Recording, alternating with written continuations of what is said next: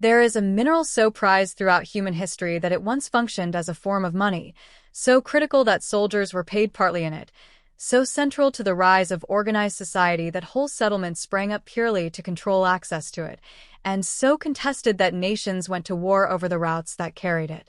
That mineral is currently resting in a small dish or shaker somewhere in your kitchen, and odds are you haven't given it a serious thought in a very long time. Salt, chemically sodium chloride, is the most unremarkable item on most dinner tables, the ingredient your doctor keeps warning you to cut back on because of your blood pressure readings. It's the thing your hand moves toward instinctively, often before you've even sampled the dish in front of you. And buried inside that automatic reach is a genuinely fascinating question. When, in the sprawling timeline of human evolution and prehistory, did salt stop being an incidental mineral and start becoming something civilizations couldn't survive without? As it turns out, this question opens up one of the more revealing threads in the entire story of our species, because there isn't a single tidy answer, a moment you could circle on a timeline.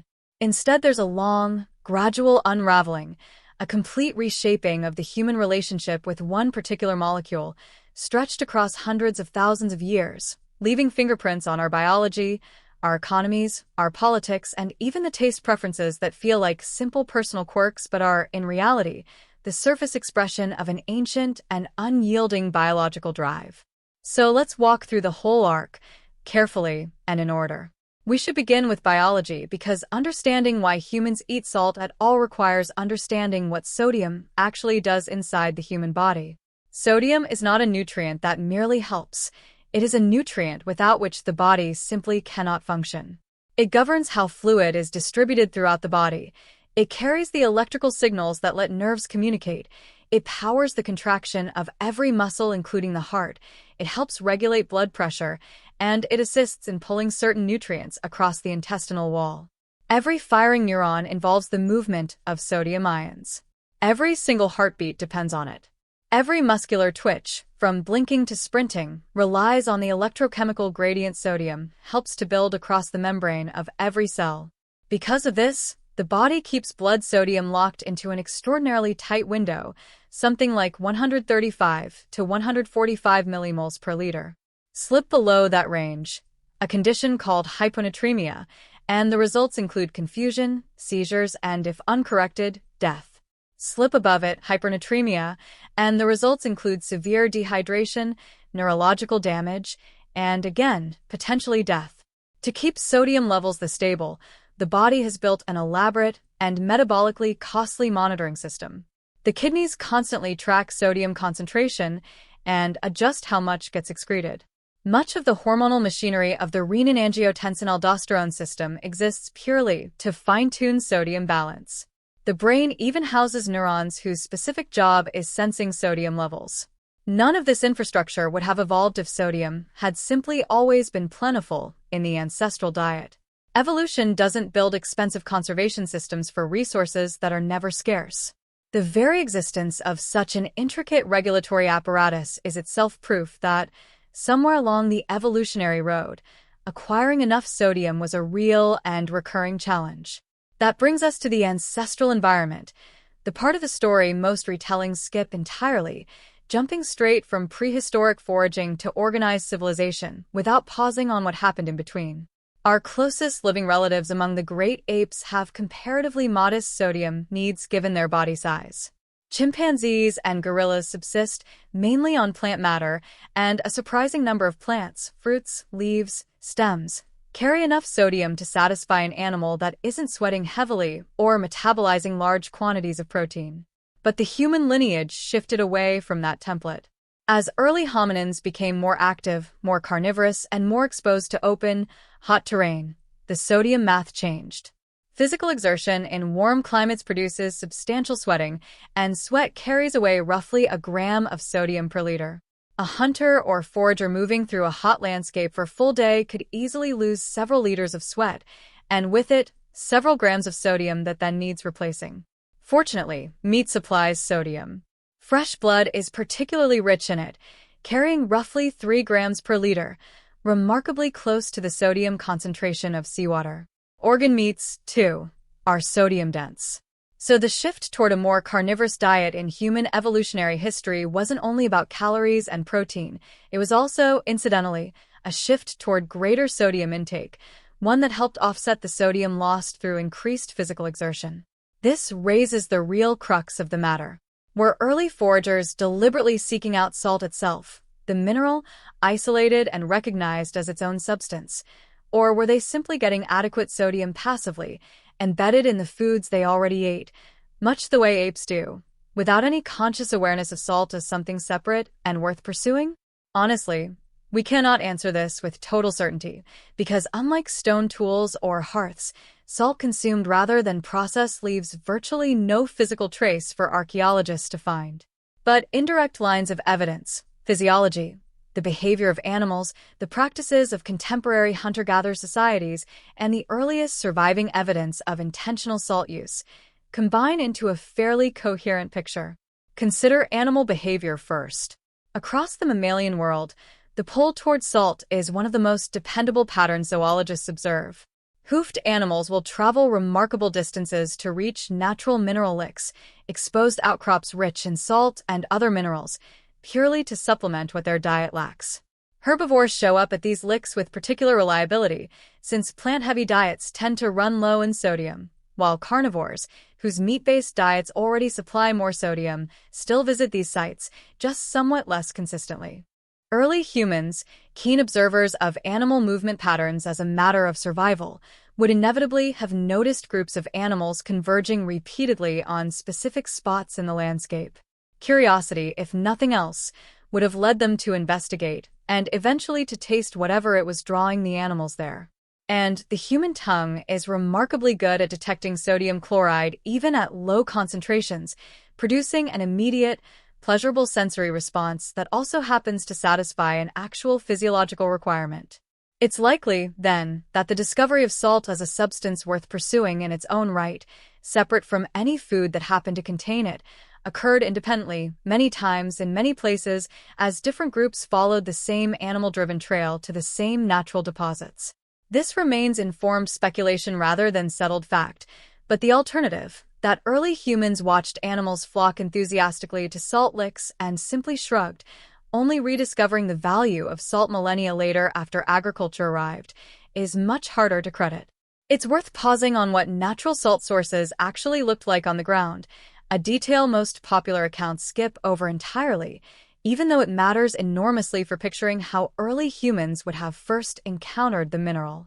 One major category is inland salt lakes and playas, dried-out lake beds found across arid stretches of Africa, Asia, and the Americas, places where evaporation outpaces replenishment and leaves behind crusted mineral residue, sodium chloride included, right at the surface. Ethiopia's Afar region, notably one of the richest sites for early hominin fossils, also happens to contain substantial exposed salt deposits, meaning early human ancestors living in or passing through the area would have had frequent, direct contact with visible salt. A second category is salt springs, where groundwater filters through salt-bearing rock formations before surfacing, arriving noticeably saltier than ordinary water. These springs reliably draw wildlife, and early humans would have quickly learned to associate unusually salty-tasting water with an unusually high concentration of animals nearby, a pattern too consistent to miss. A third category is the coastline itself, where sea spray, tidal pools, and the bodies of marine creatures all deliver sodium in multiple simultaneous forms. Groups settled near the sea had access through several channels at once: sodium-rich seafood, vegetation rinsed in seawater, and constant direct exposure to a saline environment. Coastal populations, thought to have played a major role in how modern humans dispersed out of Africa by following coastlines, were probably rarely, if ever, sodium deficient in the way interior populations sometimes could be. This uneven geography of salt availability, generous along coasts and certain inland regions, sparser elsewhere, likely shaped divergent patterns of salt-seeking behavior and, eventually, salt production across different parts of the ancient world. There's another piece of this story almost entirely absent from popular histories of salt: the resourceful workaround strategies traditional societies without access to mineral salt developed to keep their sodium intake up, and what those strategies reveal about how deeply this need is wired into human behavior. In several tropical rainforest cultures, regions where natural salt deposits are scarce and plant-based diets run sodium poor, people develop the practice of burning specific plant species and using the resulting ash as a seasoning. Certain plants concentrate sodium and potassium from the soil as they grow, and burning them yields an ash genuinely rich in these minerals. This deliberate ash-making has been documented among indigenous communities in Papua New Guinea, across parts of the Amazon basin, and in regions of Central Africa. The significance here is enormous.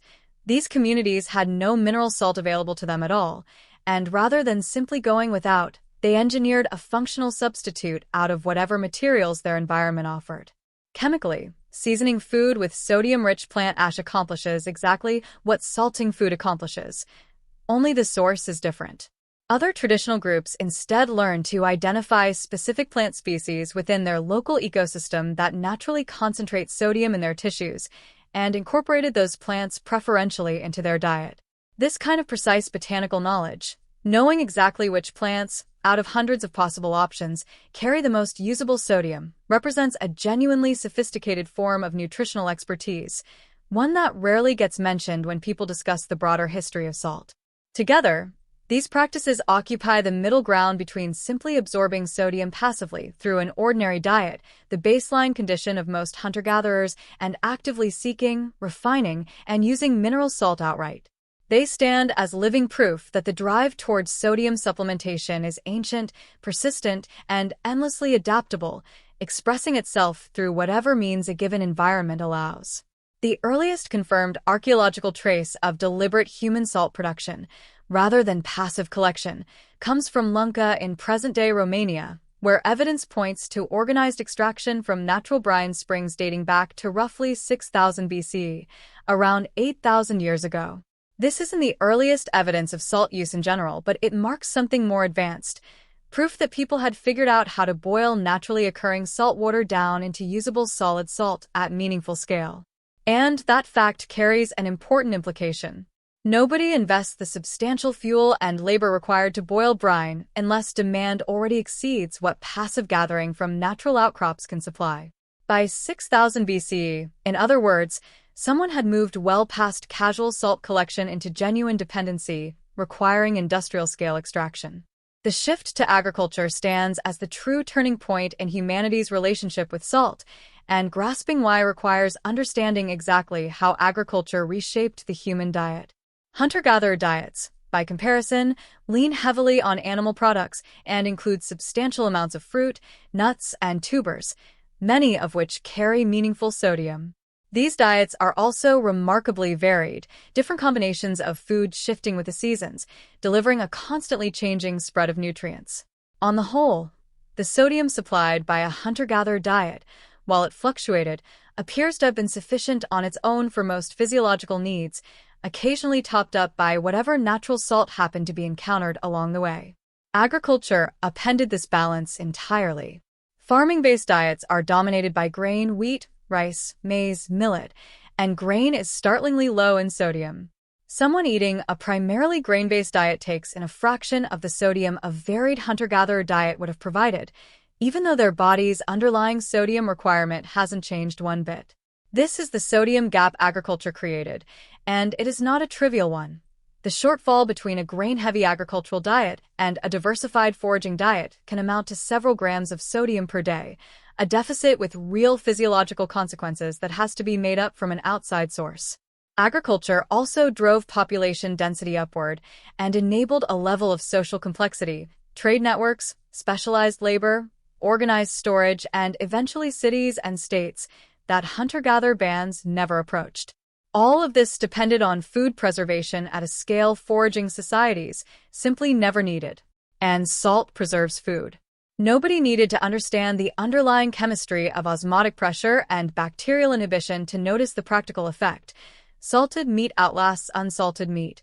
Salted fish keeps far longer than fresh fish, and salted vegetables can survive an entire winter in storage.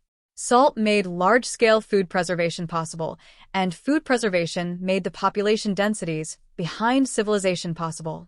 These twin roles, filling the dietary sodium gap and enabling long-term food storage, are what push salt from a mineral occasionally enjoyed in the wild landscape into one of the single most strategically vital substances in the ancient world. This transformation played out across several thousand years of agricultural expansion, and it's visible in the archaeological record through the growing number of salt production sites, the increasing sophistication of the technology used to extract it, and the expanding evidence of salt being traded across ever greater distances. Rome's relationship with salt is probably the example cited most often in popular history, and it earns that repetition because it really is striking.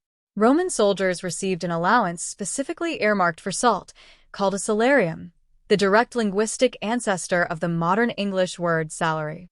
The Via Salaria, literally the Salt Road, ranks among the oldest roads in Italy, predating Rome's imperial era altogether and built specifically to move salt inland from coastal salt pans near the mouth of the Tiber to interior populations who depended on it.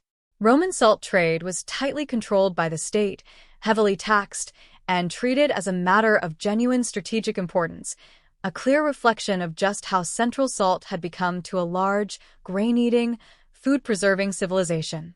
But Rome was hardly first to this realization. Chinese salt trade routes date back to at least 2700 BCE, with legendary tradition crediting an early mythological ruler with pioneering salt production. Saharan salt production had grown organized enough by the first millennium CE to sustain the trans-Saharan trade networks linking sub-Saharan Africa to the Mediterranean world, routes along which salt mined from the Sahara's interior was traded pound for pound against gold from West Africa. Salt pans in the Yucatan mattered enough to Maya political life that controlling them was a genuine factor in regional power struggles. Salt springs across North America were contested and fought over among indigenous nations long before Europeans ever arrived. Time and again, across civilizations with no contact whatsoever, the same conclusion was reached independently. Salt was essential enough to justify organizing its production, controlling its distribution, and taxing its use.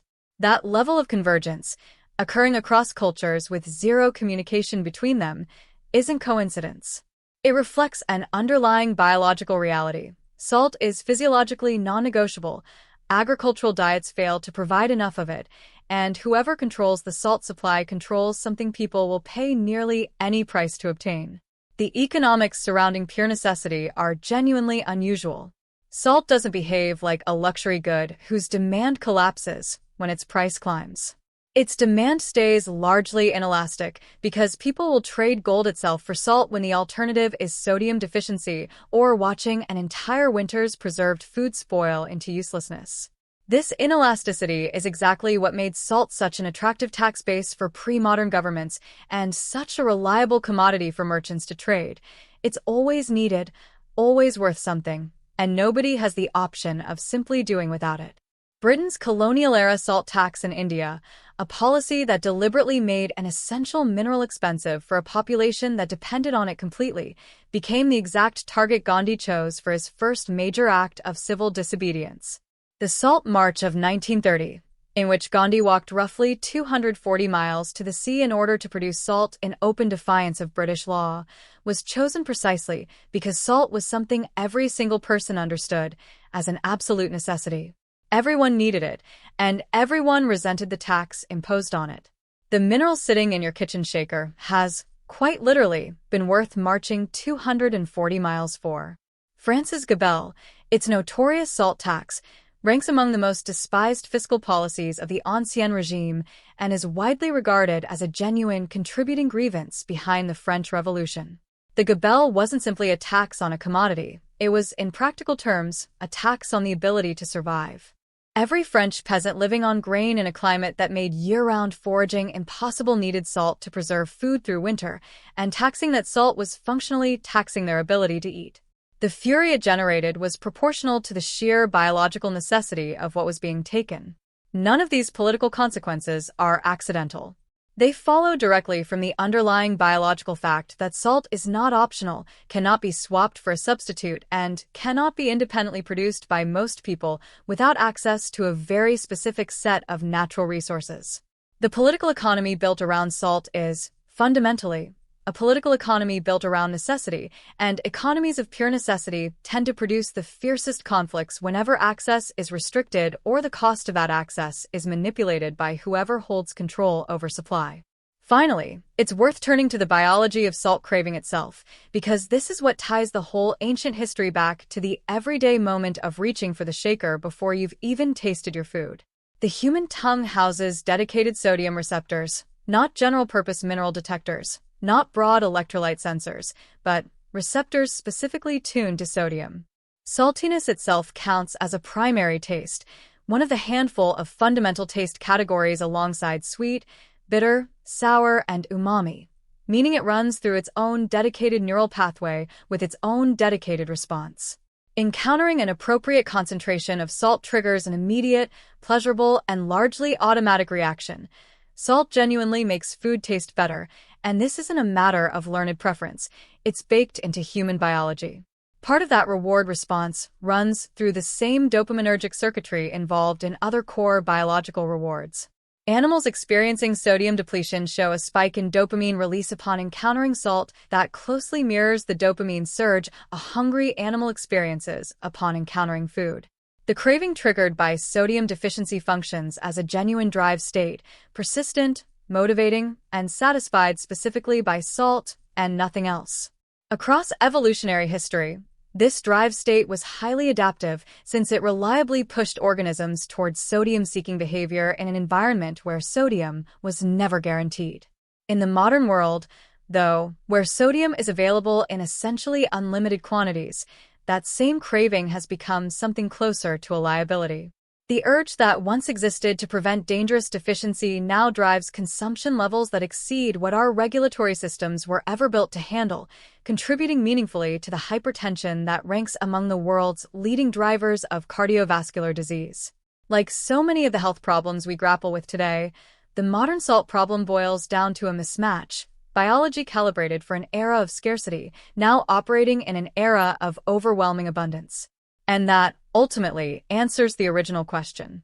Early humans began eating salt the moment they were sufficiently observant and behaviorally sophisticated to follow the same trails animals followed toward natural mineral licks, taste what they found there, and recognize that it satisfied a need their bodies were already registering.